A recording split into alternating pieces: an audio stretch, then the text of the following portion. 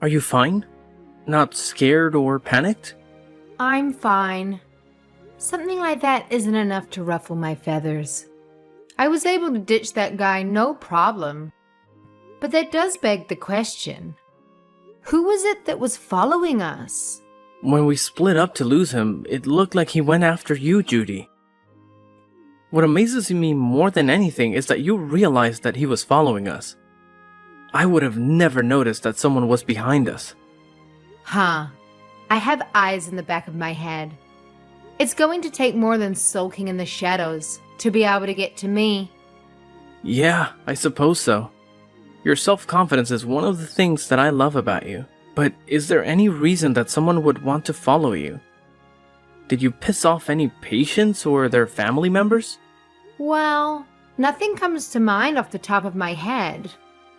I'm highly respected by my colleagues, and I'm well loved by all patients I work with. Again, that's not really something that you say about yourself, but that seems to be true whenever I go pick you up. True. We were being followed, but I didn't feel any animosity from his gaze, and there was no aggression in his stance. You truly are something else, aren't you? It was so exciting. That was the first time in my life I've ever been followed. I felt like Jason Bourne. I admit that there was a bit of a thrill in it, but I wish you would understand that it could have been dangerous. I know I may be overthinking things, but you know how much I worry about you. For the foreseeable future, I will be picking you up by car. This isn't up for debate. Come on, I'll be fine. I can defend myself. In a straight fight, I know there's no way you could lose. But if they attacked you from behind with a weapon, then it would be game over. For my own peace of mind, please wait for me to pick you up by car, okay? All right. You are too sweet on me. I can't believe this is happening right before our wedding. I hope this doesn't jinx anything or cause any other problems. That's right. Let's go to your hometown so I can introduce myself to your father. Yeah, my dad is, to put it nicely, a hard-headed, proud blue blood that puts on airs in front of everyone he meets. Nicely? Coming from you, that's quite the burn. It sounds like a great challenge, but I doubt there's a family that wouldn't want me in their family. Again, where you get your self-confidence puts me in awe. But you're right, the rest of my family is already dying to meet you. My father is always going on about upholding the family name and how we should be careful about what kind of people we interact with. It was always embarrassing to hear him go on tirades about it. I just wanted to be a normal kid and enjoy what everyone else was doing. Can you believe that he called us modern-day aristocrats? Wow, that story is cringe. I know, right? I honestly thought about not going to visit him because he can be so pretentious and hard to deal with. Somehow he sniffed out who I was dating and demanded that he see you face to face. A sixth sense or some stupid thing like that, he said. Well, in most cultures, it would be unthinkable not to introduce yourself to the family, especially when we're about to get married. So I'm cool with it. Don't worry too much. You know me. I'll make it work out, and it'll be fine. I know you can get through any situation. I just don't want the experience to leave a bad flavor in your mouth. It's still not too late to pretend we never got his summons and leave him to stew on his high horse. No, we gotta do what we gotta do. I want to do things right. It doesn't matter who the other person is, but we should get to know each other's families. Because marriage is not just the pairing of two people, but two whole families. You're straight a shooter as they come. And of course, you're right again. I suppose I should just sit back and watch the sparks fly as the two most stubborn people I know meet for the first time. Soda and Popcorn recorded, uploaded, and went viral. I'll be fine. I'm an adult, and I can control myself. Let's just hurry up and meet up at home. You worry too much. Do you want that guy to pick up on my trail again? Oh, Geez, no. Yeah, let's go home.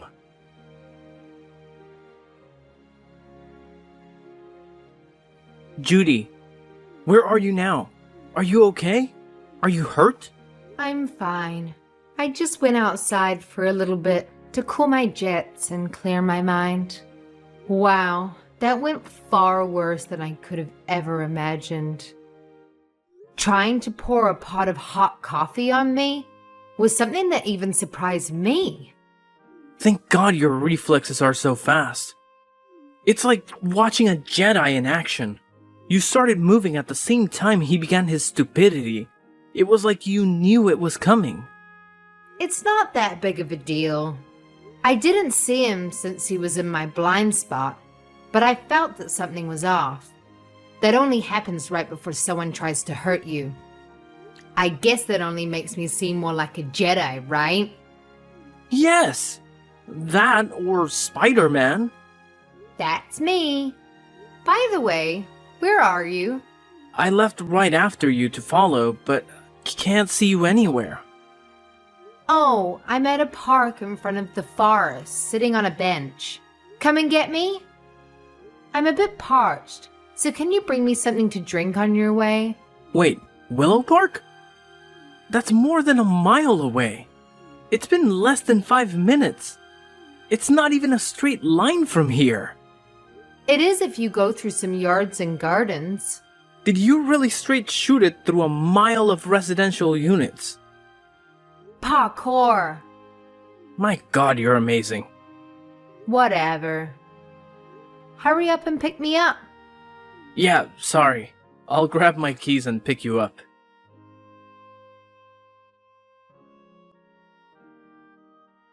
Judy, this is Albert's father, Ryan. Mind telling me how you got my WhatsApp ID? That's not important right now, but I know that I can do a lot more than that. From here on out, I will not allow you onto my property a second time. Of course, that includes ever seeing or contacting my son Albert again. Really? You got a valid reason to outcast me?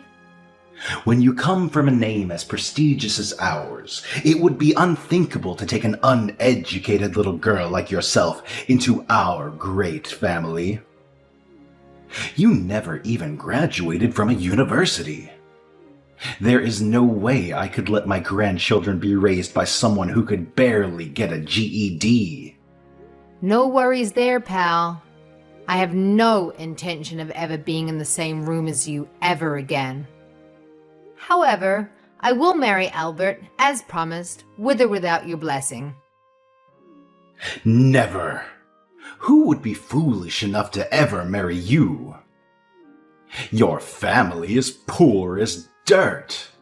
How could you imagine standing eye to eye with a family of our caliber? How dare you think you could pollute my bloodline with your filthy peasant DNA? Ooh, them be fighting words, old man. But I couldn't care less about how much you badmouth my family. It's true that my family was not well loved by any means, but we were happy and had all our needs met by parents who loved us. Probably because we didn't have the same idiotic family members spouting off about our special status as a noble family. To be talked to in such a way by the proletariat is insulting to the greatest degree. Boo-hoo. Why don't you go and wind up your country club friends and have them stroke your ego until you feel better? Because an inner-city girl hurt your fragile feelings. Aww. On the other hand, you talk about being from such a great family. But do you walk the walk? In what way are you more successful than a commoner like me? I graduated from an Ivy League school and was immediately hired by a Fortune 500 company.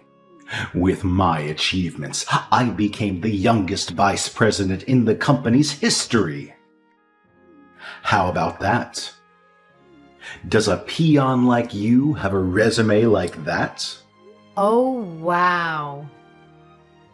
Truly a credit to your name. With a history like that, you can add trying to pour hot coffee over your son's fiancée and failing. Man, it's amazing what life throws at you and to see how you react to it. You should be grateful it was just a cup of coffee.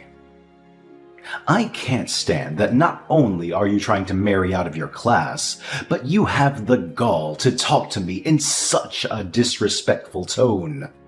I'm not asking you to stand for anything.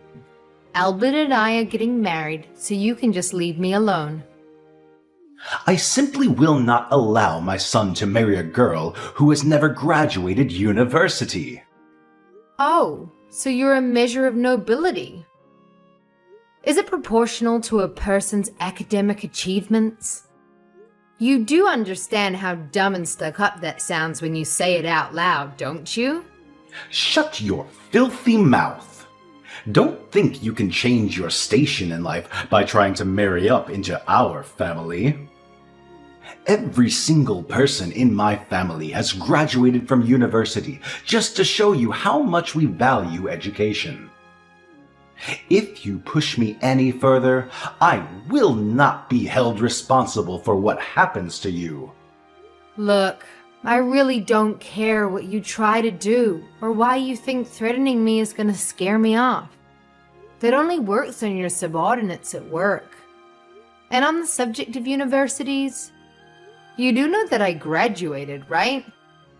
Graduating at 19 years old is what you've said.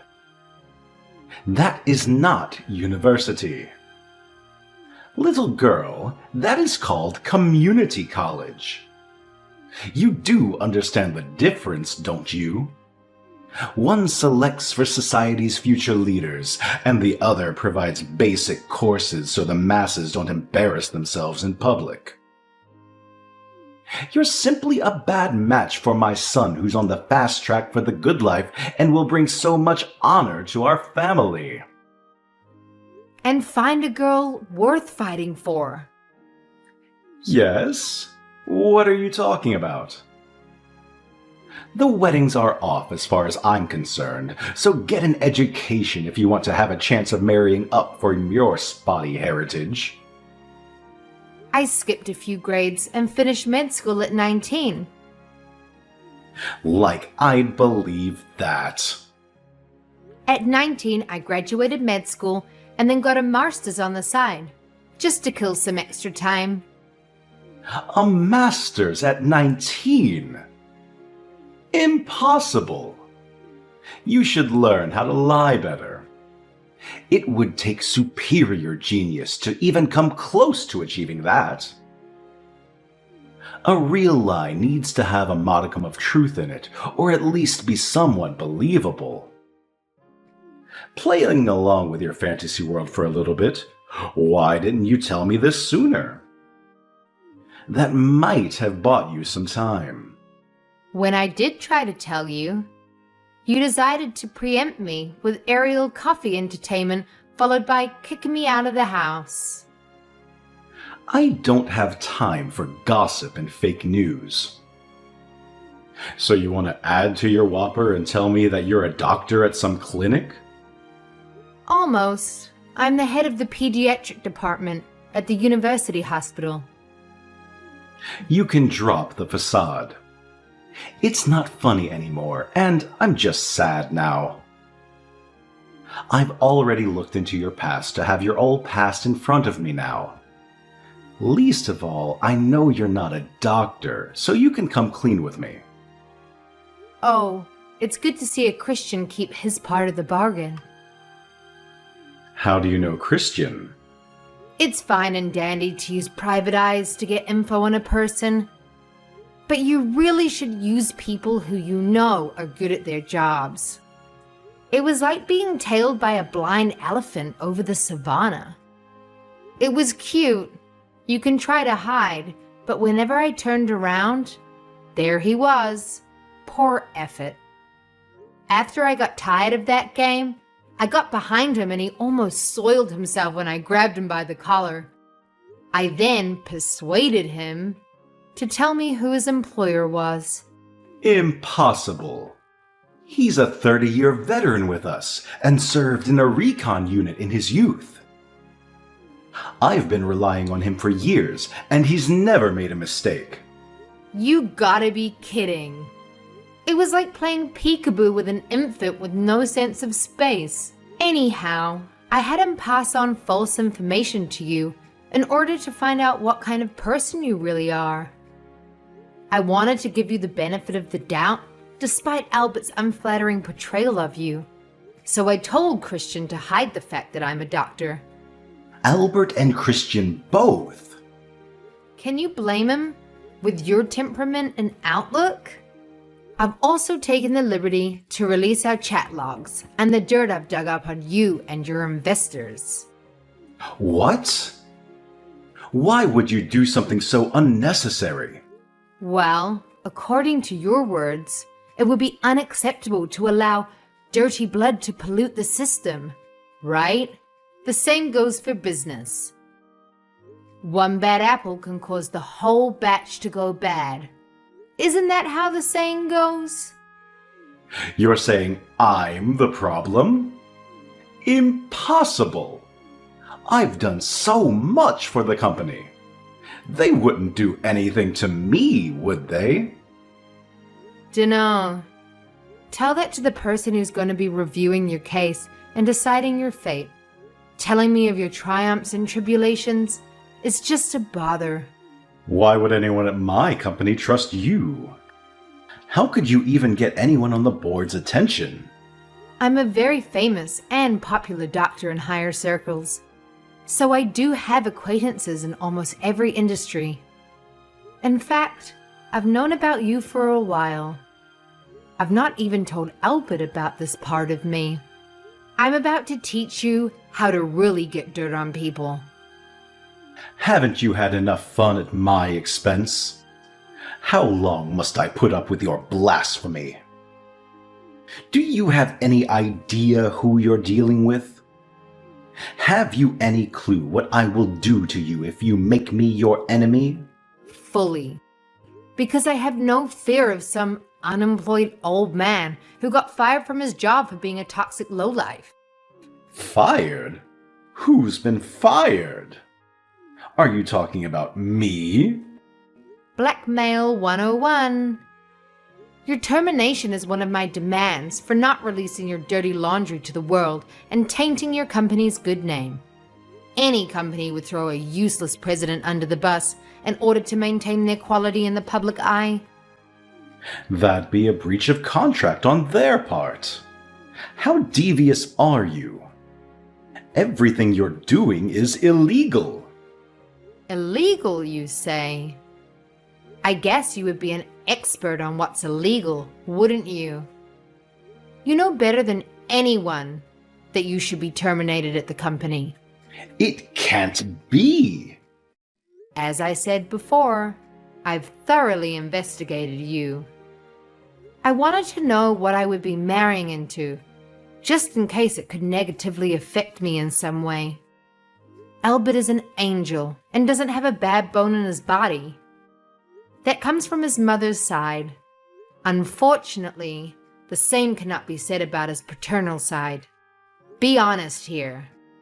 There is something you need to apologize to your company about, isn't there?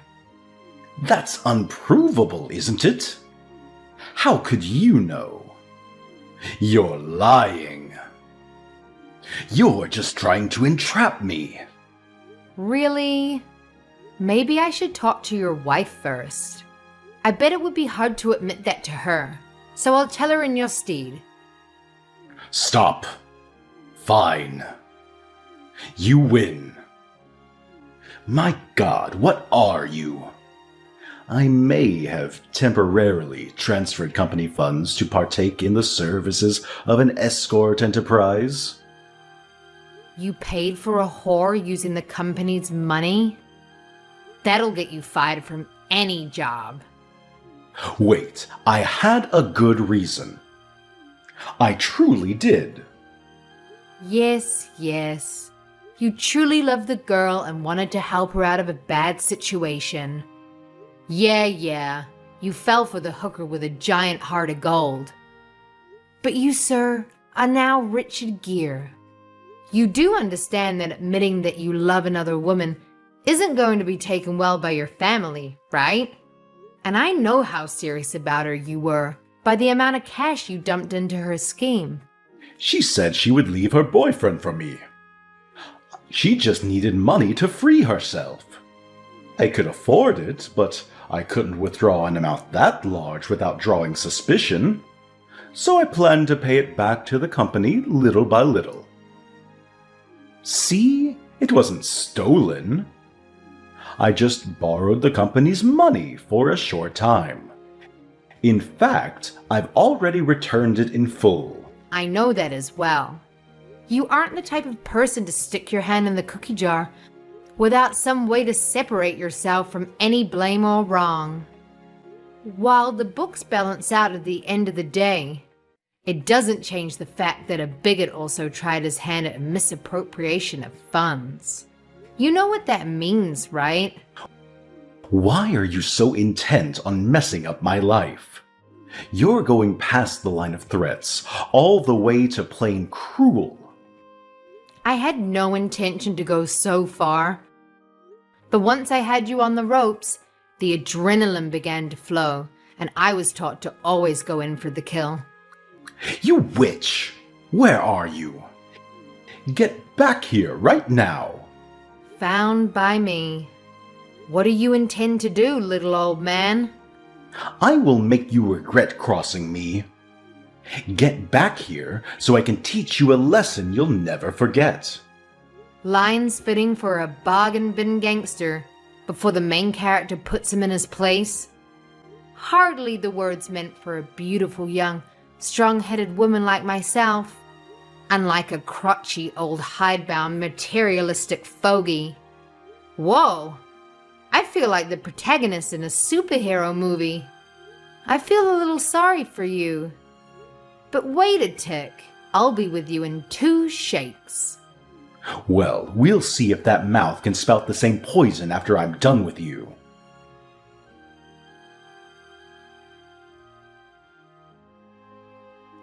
You've had enough yet? Want to go another round? I don't think the results will change, but the offer still stands. What are you? How are you so fast and strong? I'm as fit as a 30-year-old and was an amateur boxer through school. My dad was a drill sergeant and was a part-time UFC fighter to make ends meet. Since we could stand, he trained us all in self-defense and self-reliance. A UFC fighter? He pushed his reflexes, hand-eye coordination, and martial arts skills to the absolute limits a human body can handle. That discipline and focus he installed in me ended up helping in school as well. But I did surpass him in middle school and haven't lost to him since. He holds me as his greatest success and still makes me come weekly to spar with him.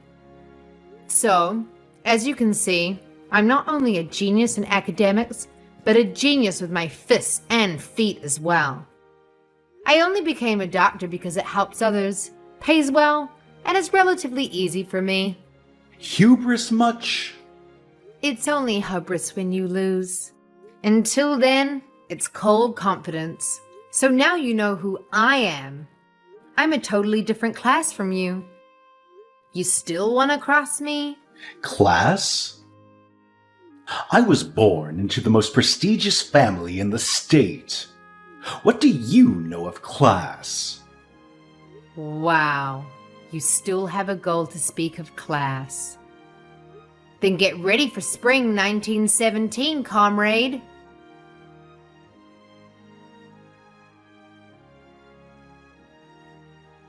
Albert's father, Ryan, was found unconscious on his front lawn after that huge disagreement. I mean, talk about a dramatic scene, right? It was like something out of a soap opera.